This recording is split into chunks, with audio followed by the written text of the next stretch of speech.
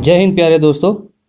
Applied study में आपका स्वागत है। पिछले क्लासेस में हम लोगों ने कुछ इम्पॉर्टेंट क्वेश्चन देखा था जो कि आपका DFCCIL, UPRVUNL, UPSSC और UPPCL के लिए बहुत ज़्यादा इम्पॉर्टेंट थे। उन क्वेश्चंस में से आपको मैक्सिमम क्वेश्चन आपको इन सारे एग्जामिनेशन में देखने को मिलेंगे। तो पिछले क्लासेस में मैंने जितना भी आपको क्वेश्चन दिया था वो अच्छे से आप रिवीजन करते रहिएगा और उससे रिलेटेड क्वेश्चंस भी आप देखते रहिएगा।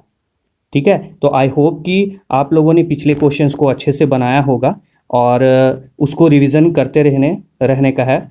और चलिए फिर इस क्लासेस को हम लोग स्टार्ट करते हैं, इस सेशन को हम लोग स्टार्ट करते हैं। लेकिन उससे पहले जो भी लोग अप्लाइड स्टडी में नए हैं वो जल्दी से जल्दी सब्सक्राइब कर लें और बेल आइकन पे क्लिक कर लें, ताकि इसी तरह के वीडियोस और जो भी कोर्सेस आप कर रहे हैं वो सारे कोर्सेज के आपके पास नोटिफिकेशंस आ सके और आप उस एग्जामिनेशन के लिए प्रिपरेशन कर सकें। जैसे आप अगर एसएससी के लिए प्रिपरेशन कर रहे हैं, रेलवे के लिए प्रिपरेशन कर रहे हैं, या फिर यूपीपीसीएल के लिए, या फिर जो भी स्टेट गवर्नमेंट एग्ज़ाम है, सेंट्रल गवर्नमेंट एग्ज़ाम है, सारे के प्रिपरेशन जो है वो अप्लाइड स्टडी में कराए जाएंगे।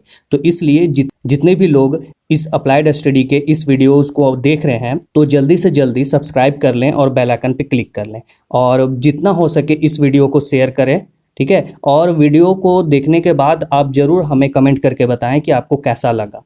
ठीक है, तो चलिए इस सेशन को लेट ना करते हुए स्टार्ट करते हैं। तो आज हम लोग टेम्परेचर कोफिशिएंट का बात कर लेते हैं। कुछ जो इम्पॉर्टेंट तथ्य है वो हम लोग आज देख लेते हैं। टेम्परेचर कोफिशिएंट, रेजिस्टेंस का अगर टेम्परेचर कोफिशिएंट 0 डिग्री सेल्सियस में अगर हम लोग देखेंगे तो वो कुछ ना कुछ रेजिस्टेंस वहाँ मौजूद होगा पहले से। ठीक, और अगर हम उस रेजिस्टेंस में पर ओम का चेंजेस अगर हम लोग करते हैं तो उस रेजिस्टेंस में पर डिग्री सेल्सियस का चेंजेस दिखने को मिलेगा 0 डिग्री सेल्सियस से। ठीक है, तो अगर जो भी रेजिस्टेंस हो, कॉपर हो या फिर आपका सिल्वर हो या फिर एल्युमिनियम हो, किसी भी कंडक्टर या किसी भी मटेरियल का रेजिस्टेंस कुछ ना कुछ होगा। तो अगर उस रेजिस्टेंस में पर ओम अगर हम लोग चेंजेस करते हैं, अगर 1 ओम का चेंजेस करते हैं या घटाते हैं या बढ़ाते हैं, तो उसमें आप लोग को टेम्परेचर जो है वो 1 डिग्री सेल्सियस देखने को मिलेगा चेंजेस। अगर बढ़ाएंगे तो बढ़ेगा, अगर घटाएंगे तो घटेगा, लेकिन 1 डिग्री सेल्सियस घटेगा अगर 1 ओम घटाते बढ़ाते हैं। तो कहाँ से? 0 डिग्री सेल्सियस से। ठीक है, इतना समझ गए।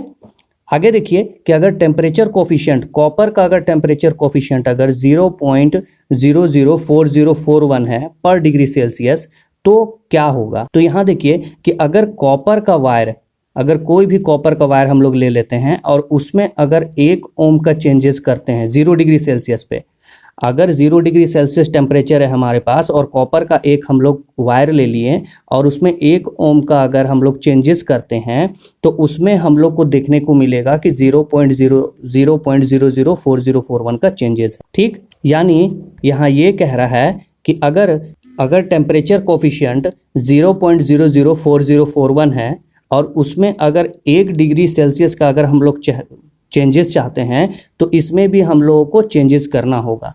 यानी इस 0.004041 को अगर हम लोग बढ़ाते हैं तो वहाँ देखने को मिलेगा 1 डिग्री सेल्सियस। ठीक, कॉपर का कंडक्टर है, अगर उसमें 0.004041 को इतना अगर बढ़ाएं हम लोग तो उसमें 1 डिग्री सेल्सियस चेंजेस देखने को मिलेगा। तब वो बढ़ के कितना हो जाएगा, अगर इतना हम लोग बढ़ाएं, पहले से जो भी था उससे हम लोग अगर इतना बढ़ाएं तो वहाँ देखने को मिलेगा 1.004041। इतना देखने को टेम्परेचर कोफिशिएंट देखने को आपको मिलेगा 1 डिग्री सेल्सियस पे। ठीक है, और 21 डिग्री सेल्सियस पे क्या होगा, 21 डिग्री सेल्सियस पे हो जाएगा 21.004041। इतना देखने को मिलेगा आपको 21 डिग्री सेल्सियस पे। ठीक, तो उसी तरह जो है यहाँ पे उसी तरह देखिए एल्युमिनियम का कुछ दिया हुआ है टेम्परेचर कोफिशिएंट। ठीक है, अल्फा नोट होता है, ये हो गया आपका अल्फा नोट, ऐसे होता है ना अल्फा नोट। तो अल्फा नोट जो होगा वो यानी 0 डिग्री सेल्सियस पे वो आपका एल्युमिनियम का 0.004308, कॉपर का तो अभी बताया मैंने 0.004041, सिल्वर का 0.003819। 0 डिग्री सेल्सियस पे इतना आपको टेम्परेचर कोफिशिएंट देखने को मिलेगा इन सारे मटेरियल्स में। समझ गए। तो अब हम लोग आगे चलते हैं। इसका आप लोग स्क्रीनशॉट लेके रख लीजिएगा बहुत सारे एग्जामिनेशन में आप लोग को ये देखने को मिलेगा। और इसका वैल्यू जो भी आप लोग को अल्फ़ा का अगर वैल्यू अगर आप लोग को नहीं पता है तो ये वैल्यू याद रखने से ही आप लोग का जो भी क्वेश्चन है आपका टेम्परेचर कोफिशिएंट से रिलेटेड वो आप बना पाएंगे। तो मटेरियल देख लीजिए एल्युमिनियम का जो है टेम्परेचर कोफिशिएंट जो होता है 0 डिग्री सेल्सियस पे वो होता है 0.004308। ठीक है। उसी तरह कॉपर का 0.004041, सिल्वर का 0.003819, टंगस्टन का 0.004403, गोल्ड का 003719। ठीक है। ये सब सारे कितने पे, ये 0 डिग्री सेल्सियस टेम्परेचर पे इतना देखने को आपको मिलेगा। ये आप स्क्रीनशॉट लेके रख लीजिएगा। ठीक है, ताकि आप लोग अच्छे से इसको याद कर पाएँ और रिवीजन करते रहिएगा। इससे रिलेटेड क्वेश्चन आपको जरूर देखने को मिलेगा आपको। ठीक है, आगे चलते हैं। क्वेश्चन नंबर 1 देखिए। क्वेश्चन नंबर 1 में दिया हुआ है कि टेम्परेचर रेजिस्टेंस एक ग्राफ दिया हुआ है, आपके स्क्रीन में देख सकते हैं आप। ये कॉपर कंडक्टर का है।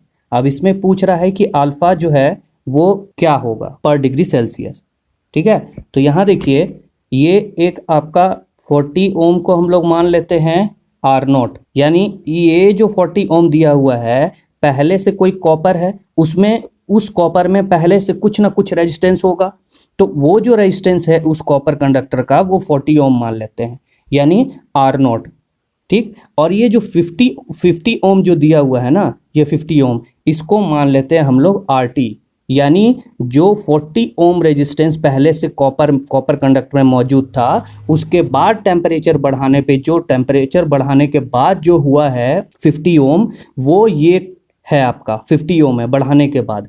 यानी हम लोग पिछले क्लासेस में देखे थे कि अगर कोई मेटल है, अगर कोई कंडक्टर है, तो कंडक्टर में पॉजिटिव टेम्परेचर कोफिशिएंट होता है, यानी टेम्परेचर बढ़ाएंगे तो उस कंडक्टर का रेजिस्टेंस बढ़ेगा।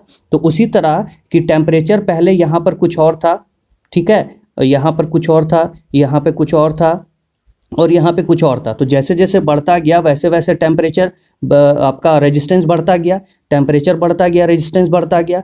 तो पहले कॉपर का कंडक्टर का 40 ओम रेजिस्टेंस था, और जैसे जैसे हम लोग टेम्परेचर को बढ़ाते गए वैसे वैसे उस कॉपर कंडक्टर का रेजिस्टेंस भी बढ़ता गया। ठीक, तो R0 हम लोग को क्या मिल गया, R0 मिल गया हम लोगों को 40 और RT मिल गया हम लोगों को 50। ठीक, और टेम्परेचर हम लोग के पास जो दिया हुआ है वो है 50 डिग्री सेल्सियस। ठीक, तो इस क्वेश्चन को हम लोग अब आगे समझते हैं। यहाँ देखिए अल्फा नोट हम लोग को निकालना है ना, तो अल्फा नोट का फॉर्मूला जो होता है वो alpha nought is equal to RT minus R0 into T होता है। ये फॉर्मूला दिया हुआ है। ठीक है, तो RT हम लोग के पास क्या था 50 ओम, उसके बाद फिर यहाँ देखिए R0 हम लोग के पास 40 था, 40 मैंने पुट किया यहाँ पे। ठीक, और R0 ये R0 का वैल्यू और टेम्परेचर हम लोग 50 डिग्री सेल्सियस पुट कर दिए। तो यहाँ अगर 50 माइनस 40 करेंगे तो हम लोग के पास 10 निकल के आएगा, और 50 इंटू 40 अगर हम लोग करेंगे तो यहाँ 2000 निकल के आएगा।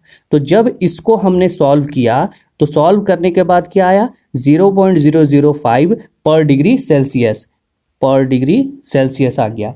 तो अब ये जो क्वेश्चन है इस क्वेश्चन का आंसर क्या हो जाएगा, ऑप्शन ए इसका सही आंसर हो जाएगा। ओके, नेक्स्ट चलते हैं हम लोग। अब देखिए ऊपर जो फिगर मैंने बताया था, ठीक है, उसका जो है डिग्री सेल्सियस क्या दिया हुआ था, टेम्परेचर क्या दिया हुआ था, वो 50 डिग्री सेल्सियस दिया हुआ था। ठीक, तो बोल रहा है in the above question find alpha 50, यानी अल्फा 50 पे, यानी टेम्परेचर कोफिशिएंट अल्फा 50 पे उसका वैल्यू क्या होगा। तो यहाँ देखिए मैंने टाइम बचाने के लिए आपके सामने सॉल्व करके ये रखा है ताकि आपको दिक्कत ना हो। इसका PDF आपको मिल जाएगा। ठीक है, हम लोग जल्द ही ये PDF जो है आप लोगों को प्रोवाइड करेंगे। यहाँ देखिए दिया हुआ है फॉर्मूला, आप हमेशा याद रखिएगा, मैंने पिछले क्लासेस में बताया था आपको। ये है फॉर्मूला आपके पास, alpha T is equal to alpha naught 1 plus alpha naught into T. ठीक है, और हम लोगों को पूछ क्या रहा है अल्फा 50 का वैल्यू। ठीक है ना, तो यहाँ देखिए जो दिया हुआ है उसको हम लोग सॉल्व करेंगे कि अल्फा 50 का वैल्यू क्या होता है। यहाँ देखिए इसको हम लोग सॉल्व करेंगे तो हो जाएगा 1/200 टोटल का बाई, और यहाँ हो जाएगा 1 प्लस 1/200 इंटू 50। ठीक है, तो अब हो जाएगा हम लोगों के पास 1/200 200 बाई 200 प्लस टोटल का एलसीएम 200 हो गया, यहाँ हो गया 1, तो 1 को अगर 50 से हम लोग इंटू करेंगे तो यहाँ हो जाएगा 50। ये 200 से ये 200 कट गया, तो अब हम लोग के पास निकल के आया 1/250। तो 250 को अगर डिवाइड करेंगे, 1 को अगर 250 से डिवाइड करेंगे तो निकल के आएगा 0.004 पर डिग्री सेल्सियस। ठीक है, तो हम लोगों के पास पता चल गया अल्फा 50 में हम लोगों का टेम्परेचर कोफिशिएंट इतना आएगा, और 0 डिग्री सेल्सियस पे कितना आया था 0.005 पर डिग्री सेल्सियस, यानी 0 डिग्री अल्फा नोट पे आ गया इतना, ठीक, और अल्फा 50 पे आ गया इतना। ठीक है, अब आगे हम लोग चलते हैं, आगे कुछ अब देखिए हम लोग निकालना कुछ सीखते हैं, स्लोप निकालने को सीखते हैं। तो स्लोप का फॉर्मूला क्या होता है अल्फा टेम्परेचर कोफिशिएंट्स को लेके अगर हम लोग बनाएंगे तो alpha T is equal to slope of temperature resistance graph by R T. Slope क्या होता है, टेन थीटा होता है, ये आर हो गया और ये टी हो गया। ठीक है, तो फॉर्मूला क्या होता है स्लोप का, स्लोप का फॉर्मूला होता है tan theta is equal to P by B. Base कौन सा हो गया, बेस हो गया आपका ये 50, और पी यानी परपेंडिकुलर, परपेंडिकुलर कौन सा है, परपेंडिकुलर है आपका ये।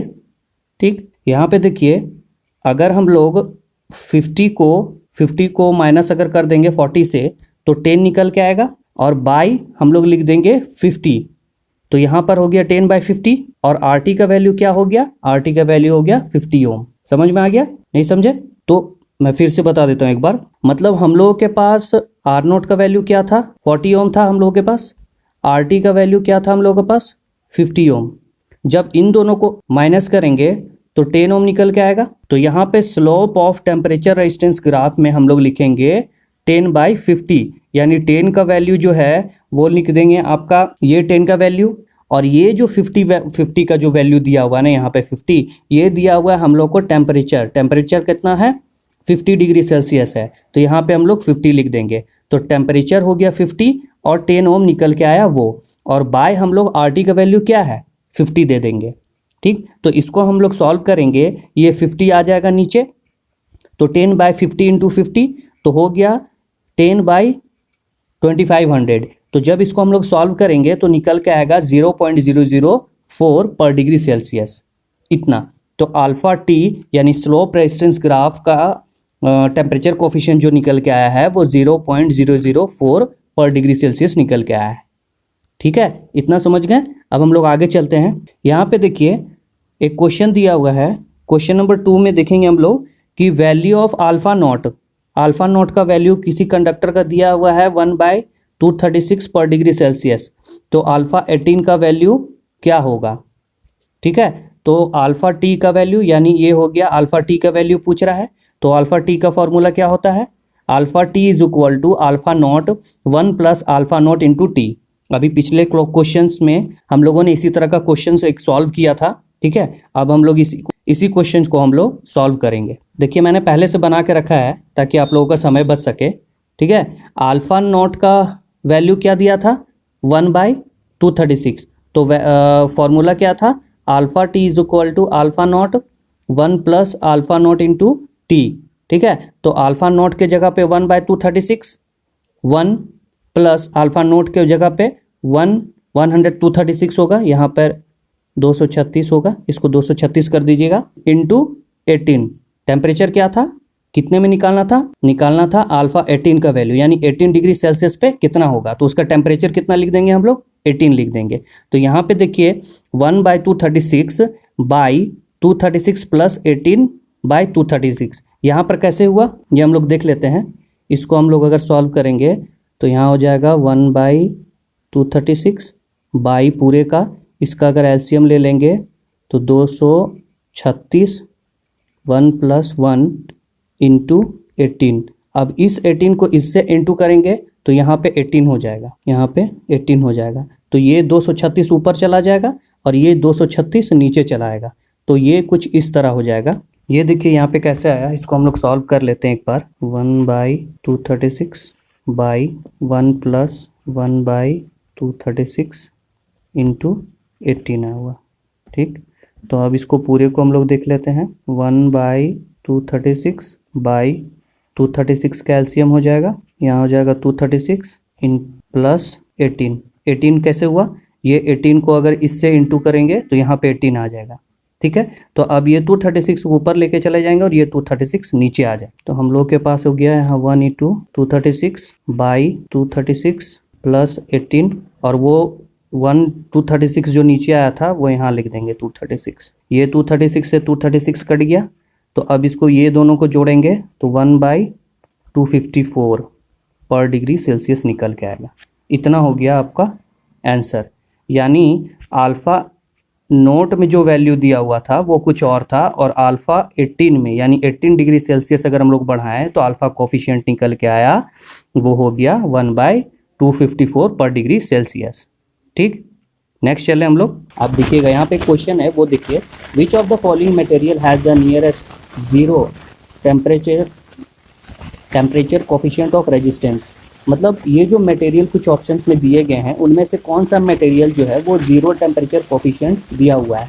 जीरो टेम्परेचर कोफिशिएंट बोलने का मतलब ये है कि टेम्परेचर में कितना भी वैरी कर ले, घटा ले, बढ़ा ले, उस मटेरियल में आपको उस मटेरियल का रेजिस्टेंस चेंज होने को देखने को नहीं मिलेगा। उस टेम्परेचर में कितना भी टेम्परेचर को घटा ले या फिर बढ़ा ले, उस मटेरियल में आपको कुछ चेंजेस देखने को नहीं मिलेगा उसके रेजिस्टेंस में। ठीक है, तो इनमें से कौन सा आपका हो जाएगा वो आप बताइए। कॉपर होगा, कार्बन होगा, पोर्सलेन होगा या मैंगनीन होगा। जीरो टेम्परेचर कोफिशिएंट का क्या होगा?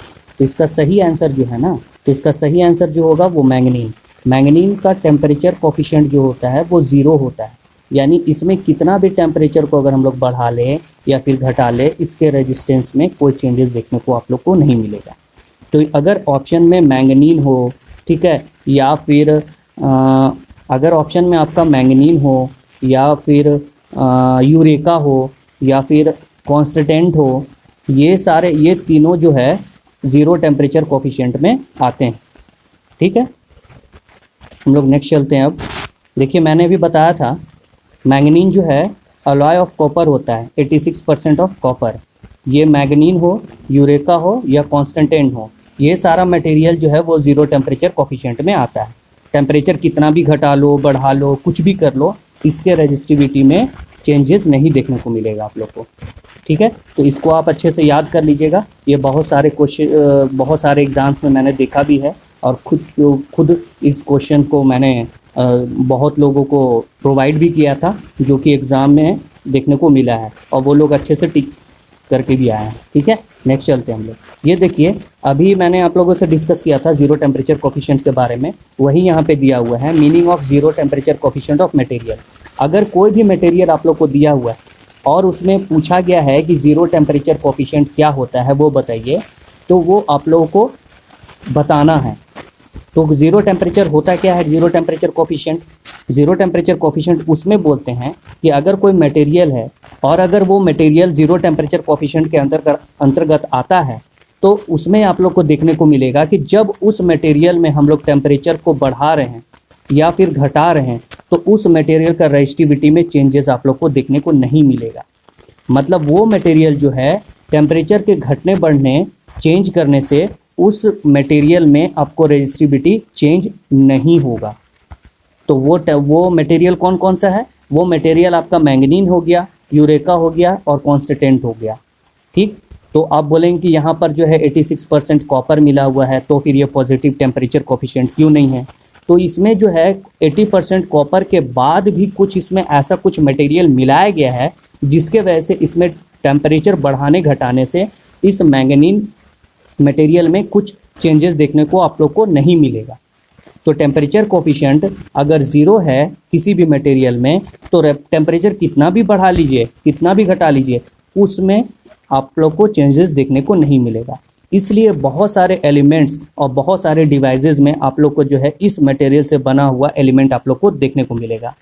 अगर वो मटेरियल मैंगनीन, यूरेका या कॉन्स्टेंट से बना हुआ है, तो उसमें अगर टेम्परेचर बढ़ा लें, घटा लें, कुछ भी कर लें, उसमें रेजिस्टिविटी चेंजेस देखने को नहीं मिलेगा, जिसके वजह से डिवाइस जो है बहुत अच्छे से काम करता है। और वो डिवाइस जो है आपको बहुत ज़्यादा लास्टिंग भी करता है, उसका लाइफ भी अच्छा होता है।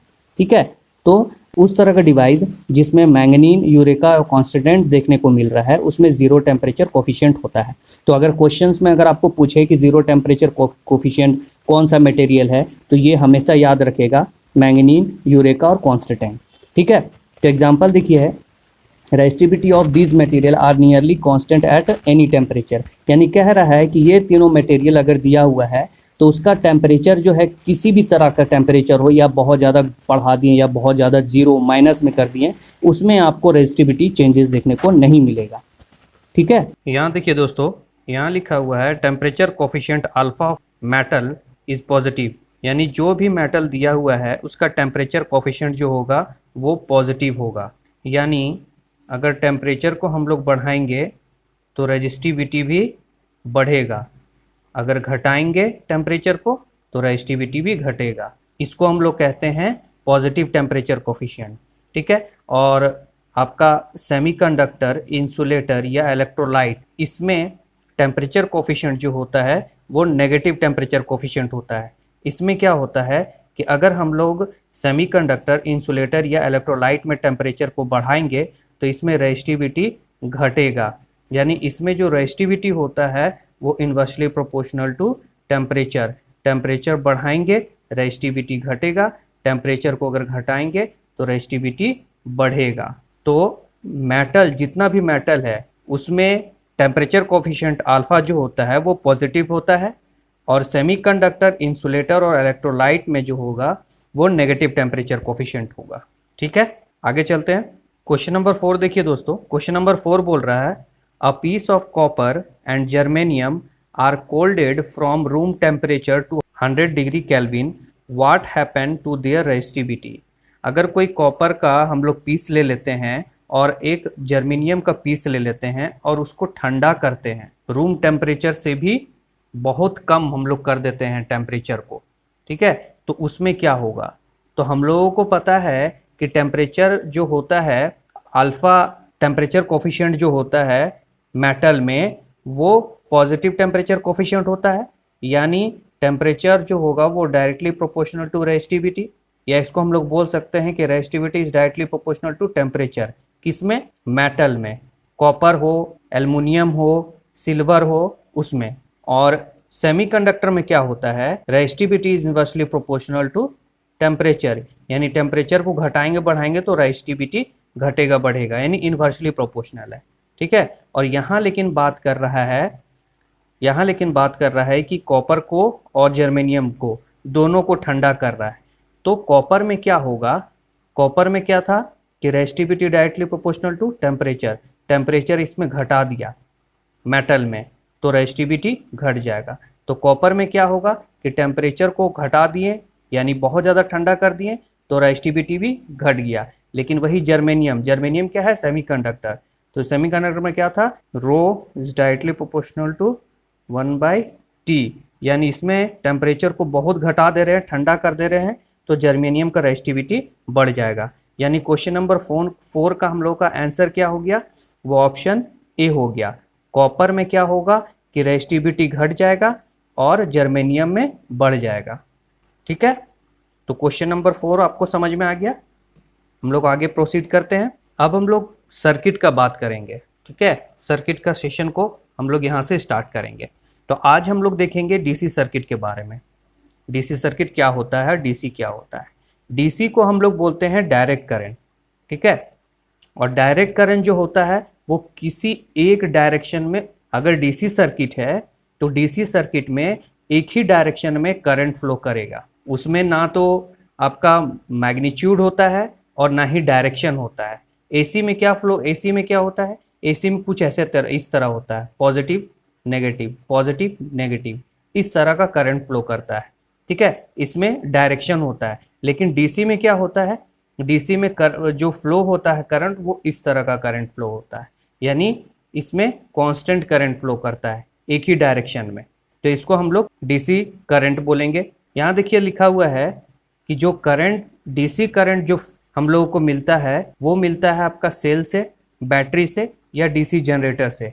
ये तीनों से हम लोगों को डीसी करंट मिलता है। जिसका डायरेक्शन जो है वो एक ही डायरेक्शन में रहता है। ठीक है, यहाँ देखिए ये नोट करके लिखा हुआ है, इसको आप लोग ध्यान में रखिएगा। Direct current means steady direct current that is one of constant magnitude unless state otherwise. ठीक है, मतलब कह रहा है कि डायरेक्ट करंट को हम लोग जो है वो स्टेडी डायरेक्ट करंट बोलते हैं। यानी कहीं भी हम लोग स्टेडी स्टेट, अगर आगे आने वाला सेशन में अगर मैं कभी भी बात करूँ स्टेडी स्टेट का, तो वहाँ आप समझिएगा डीसी करंट का मैं बात कर रहा हूँ। ठीक है, डीसी करंट में कोई मैग्नीट्यूड नहीं होता है, जैसे एसी में मैग्नीट्यूड होता है ना, इसको हम लोग बोलते हैं मैग्नीट्यूड बोलते हैं। ये पॉजिटिव मैग्नीट्यूड हो गया, ये नेगेटिव मैग्नीट्यूड हो गया। लेकिन डायरेक्ट करंट में क्या होता है, डायरेक्ट में कांस्टेंट होता है मैग्नीट्यूड, कांस्टेंट। ठीक है, डीसी सर्किट क्या होता है, सर्किट उसको हम लोग कहते हैं जिसका पाथ कहीं भी खुला हुआ नहीं रहता है, वो क्लोज पाथ होता है। अगर कोई एक, मान लीजिए एक सर्किट है, ये सर्किट, इसको हम लोग सर्किट नहीं बोलेंगे जब तक कि ये कहीं से क्लोज ना हो। अगर ये क्लोज है, ठीक है, और इसको हम लोग बैटरी से प्रोवाइड किए हुए हैं, करंट फ्लो करवा रहे हैं, तो इसको हम लोग एक सर्किट बोलेंगे। ठीक है, तो इस तरह के सर्किट में क्या होता है कि अगर हम लोग बैटरी से कनेक्ट किए हुए हैं और इसमें अगर डीसी करंट फ्लो कर रहा है तो इसको हम लोग डीसी सर्किट बोलेंगे। अगर इसमें एसी करंट फ्लो करता तो इसको हम लोग एसी सर्किट बोलते हैं। जिस भी सर्किट में डीसी करंट फ्लो कर रहा है, या उसको हम लोग बैटरी से कनेक्ट किए हों या सेल से या जनरेटर से, यानी उस सर्किट में अगर डीसी करंट फ्लो कर रहा है और तो उस सर्किट को हम लोग डीसी सर्किट बोलेंगे। ठीक है, डीसी करंट जो है, डीसी सर्किट में क्या होता है कि डीसी करंट इसमें फ्लो करना स्टार्ट होगा और पॉजिटिव टर्मिनल से स्टार्ट होगा, यहाँ पॉजिटिव टर्मिनल से, और इस पॉजिटिव टर्मिनल से होते हुए फिर यहाँ नेगेटिव टर्मिनल में आके वापस चला जाएगा। वही चीज़ यहाँ पर भी लिखा हुआ है, ये चीज़ यहाँ पे आप देख सकते हैं। इसका मैं फिगर आपको दिखा दे रहा हूँ। यहाँ आप फिगर देख सकते हैं कि ये आपका बैटरी हो गया, ये आपका बैटरी हो गया, और ये आपका पॉजिटिव टर्मिनल हो गया, ये आपका नेगेटिव टर्मिनल हो गया। ठीक, यहाँ पॉजिटिव टर्मिनल से देखिए यहाँ से निकल रहा है, और ये इस तरह होते हुए यहाँ पाथ से, यहाँ पे क्लोज पाथ ये हुआ, यहाँ पे बल्ब ग्लो किया, और यहाँ से होते हुए फिर नेगेटिव टर्मिनल में आके वापस चला गया। तो इस तरह से डीसी करंट फ्लो करता है। एक चीज़ ध्यान में रखिएगा दोस्तों, डीसी सर्किट में जो लोड होता है ना, वो यूजुअली रेजिस्टेंस ही होता है, या फिर हम लोग मतलब अगर बल्ब का बात कर लें या फिर किसी ऐसी एलिमेंट का बात कर ले जो हीट होता है। ठीक है, तो बेसिकली, या फिर हम लोग किसी सर्किट का बात कर लें उसमें रेजिस्टेंस वगैरह लगा हुआ रहता है, तो बेसिकली जो है इसमें रेजिस्टेंस ही रहता है। ठीक है, और वो रेजिस्टेंस या तो सीरीज में कनेक्टेड होता है, या तो पैरेलल में, या तो सीरीज पैरेलल के कॉम्बिनेशन में कनेक्टेड रहता है। तो जो भी सर्किट हम लोग के पास दिया हुआ हो जिसमें डीसी करंट फ्लो कर रहा है, तो अब वो डीसी सर्किट हो गया। तो डीसी सर्किट में यूजुअली रेजिस्टेंस ही होता है, और उस डीसी सर्किट में जो रेजिस्टेंस कनेक्टेड किया हुआ रहता है, या तो वो सीरीज में कनेक्टेड किया हुआ रहेगा, या तो पैरेलल में कनेक्टेड किया हुआ रहेगा, या तो सीरीज पैरेलल के कॉम्बिनेशन में कनेक्ट किया हुआ रहेगा। इतना आप लोग समझ गए दोस्तों। नेक्स्ट क्लास में हम लोग सीरीज और पैरेलल के सर्किट के बारे में हम लोग अच्छे से डिफाइन करके पढ़ेंगे। उसमें करंट कैसे निकालते हैं, उसमें वोल्टेज कैसे निकालते हैं, पावर कैसे निकालते हैं, कंडक्टेंस कैसे निकालते हैं, ये सारे चीज़ को हम लोग नेक्स्ट क्लास में देखेंगे। ठीक है, तो इतना क्वेश्चन जो मैंने अभी आप लोगों को बताया और जितना टॉपिक अभी मैंने आप लोगों को समझाया, आई होप कि ये आप लोगों को समझ आया हो। और जो भी समझ में नहीं आया आप प्लीज़ हमें कमेंट करके ज़रूर बताएं। और जितने भी लोग अभी इस वीडियो को देख रहे हैं वो जल्दी से जल्दी लाइक कर दें, ठीक है, और शेयर जितना हो सके शेयर करें। और जो भी लोग इस अप्लाइड स्टडी में नए जुड़े हुए हैं, नए लोग देख रहे हैं, तो कृपया करके आप सब्सक्राइब पे क्लिक कर लें, और वो बेल का आइकन होता है ना, वो बेल के आइकन में क्लिक कर दें, ताकि आपको हमेशा डे टू डे जब भी मैं वीडियोस अपलोड करूं वो आपको नोटिफिकेशन मिले, और आप हमारे वीडियो को अच्छे से देख के अपने स्टडी को इम्प्रूव कर सकें, और जो भी आने वाले एग्ज़ाम्स है उसके बारे में जान सकें। तो आज के सेशन में इतना ही दोस्तों। नेक्स्ट क्लासेस में हम लोग इससे आगे का सेशन जो भी है बेसिक इलेक्ट्रिकल का, वो हम लोग कवर करेंगे, और अच्छे अच्छे ट्रिक्स के साथ और नए नए क्वेश्चंस के साथ हम लोग इस सेशन को आगे लेके चलेंगे। और जो भी क्वेश्चन जो है मैं जो आपको दूंगा, जो भी क्वेश्चन वो प्रीवियस ईयर से रिलेटेड रहेंगे, और जो भी क्वेश्चन मैं और भी एक्स्ट्रा जो क्वेश्चन आपके सामने जो लेके आऊँगा वो नेक्स्ट एग्ज़ाम या फिर जो भी एग्ज़ाम आपके पास आने वाले हैं आपके सामने, वो एग्ज़ाम्स में आप लोग को 100% देखने को मिलेगा। तो जरा से भी मिस ना करें, इस अप्लाइड स्टडी में बने रहें, और जब भी मैं वीडियो अपलोड करूं वो आप हमेशा देखते रहेंगे और आप अच्छे से एग्ज़ाम्स के लिए प्रिपरेशन करते रहें। तब तक के लिए आप घर पे रहें, सेफ रहें, और जल्दी से जल्दी सब्सक्राइब कर दें, लाइक कर दें, और जो भी प्रॉब्लम है कमेंट करके हम लोग को ज़रूर बताएं। Thank you. जय हिंद दोस्तों।